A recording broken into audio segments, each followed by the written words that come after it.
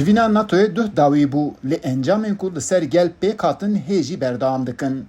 Wezîrê Karê Hundiriyê Tirkiye Mustafa Çiftçî îro roja pênşemê ragihand ku 4412 kes ji ber egerê lûtkeya NATOyê ya Enqerê hatine desteserkirin. Ku yek ji van jî Sevinç Hocaoğulları ye. Ew bi xwe him parêzer e û him jî serokatiya rêxistina mala gel ango halkevlerî dike.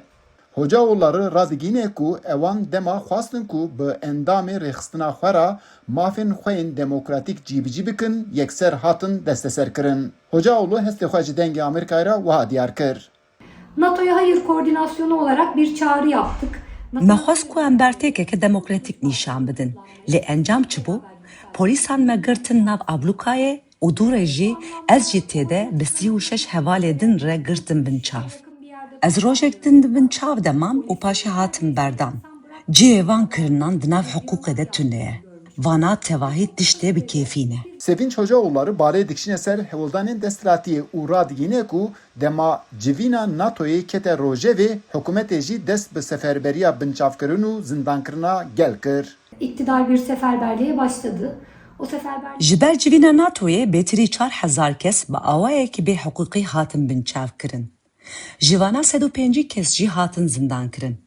Hikûmet bi sedema NATOyê ji kesên ku maf daxwaz dikin yê ku azadiya jinê û civakê diparêzin ji wan tolê hil dide. Protestokirin mafekî zagonî lê hikûmetê ev mafê sûriştî çend roje ji destê gel girt û bin pê kir. Rexistinên demokratîk vê helwesta hikûmetê bi tundî rexne dikin. Ew radigînin ku hikûmet ji bo ku mêvanên wî eciz nebin li ser gelên xwe zextê mezin pêkaniye. Hevserokê giştî yê Sendikaya Ketkarên Xizmeta Civakî ya Tenduristiyê SESê Sıdık Akın ev yek ji dengê Amerîkayê ra wiha nîrxand. Türkiye sıradan insan hatine girtin ve gat girtigehê dene di nav bana de birastî pênc hevjî endamê me jî hebûn. Du êvarê parêzera me hate berdan. Îro endamekî me li Anqerê ew bêdarizandin li emniyetê ve îro derê dadgehê. Hikûmet bi van tehdîtên xwe bi vên polîtikayên hişk ku gelan ketkaran an jî karkeran ê ku em bêjin tekoşîna aştî û demokrasiyê de wa biperçixîne û vê îktidara xwe bidomîne.